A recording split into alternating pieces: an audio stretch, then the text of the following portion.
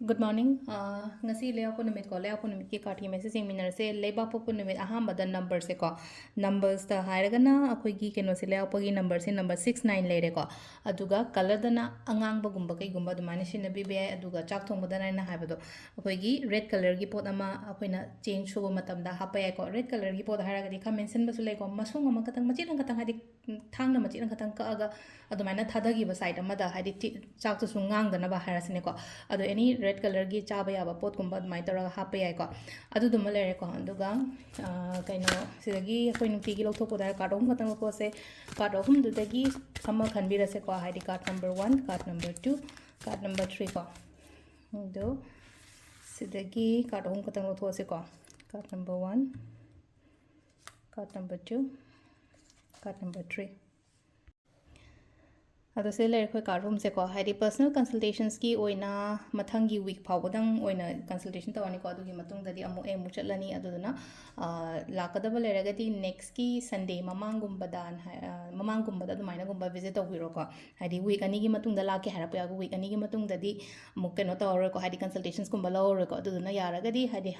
handaki hafta laktrine da hapetang call tawbiro aduga next ki week phawdang ko haidi week ama khatang ngai sengna samna harbada ko ado लाइब coming week सिदगी हेना visit तौरगा हदि इसाना लौथोकजरगा येंगबा card अदुमाइना गुंबा ओइना येंगबिबा यागनि को युमदा लाआगा दे अदुगा plus चानबा crystals कदि क्रा दुंबै मतंग दसु दुम consult तौबा यागनि को अदु सिदगी अहुम सिदगी अहामबा अनि सुबा अहुम सुबले को फर्स्ट कार्ड खनबा nga yenga se ko सिलाई से अहम बखन बको अहम बगी सिलाई से सिदले न को आइना होनरिबा आइना तौरिबा खोलिबा मैम दुगी रिजल्ट रिवार्ड सोइदना फंगनी को अदुना इंटरेस्ट हन बखोट पतोगनो हादि लाइक मक्ता पारे थबक मता तौरे बिजनेस मक्ता तौरे न खलसे को हौसि खतंग हाइ तारे को हादि तपना तपना लाए न खलसु खलगसु को कशु सिसिना आइगोंदा केनो अमुका हेना लेना को हादि फंगोय थुंगोय हाइना खनगनो फजन होना बियो को आइना तौरिबा थबक तुदा सिसिना कोगी फर्स्ट कार्ड खनबा ngai ओरे को सेकंड कार्ड सिसु लेना को हादि थॉट्स क्रिएटिव आइडियाज मैम अमा ले को हादि पांगथोक्तदना तौसिरा तौरोसिरा काइना खल्लगा लेबा ngasi योना हाइ तारे को आइसि थबक सि तौसिरा सिसे हौसिरा खोसिरा काइना खल्लगा लेबो तादि हौ अदुगी पोतोमा को होबियो आइना खलिबा पोतो को नंबर 3 को नंबर 3 सिना मेंटल पीस खतंग पांगनी को समना हाबदा ngasi योना अदो सिदा मेंटल पीस पामे को लेना खलोइना मा हादि चनिंग अप मा हारसने को हादि युम दगी लापथोकना चनिंग मनी खंगदे थबंग फम दगी हादि हाइदोकनिंग मनी खंगदे अमनी खंगदे दुमाइना गुंबा ले को कैसु काइदे हाइफेतंग ब्रेक गुंबा लौरगा ngasi से को ब्रेक गुंबा लौरगा नानो मा आइगा तिना बदगा खतंग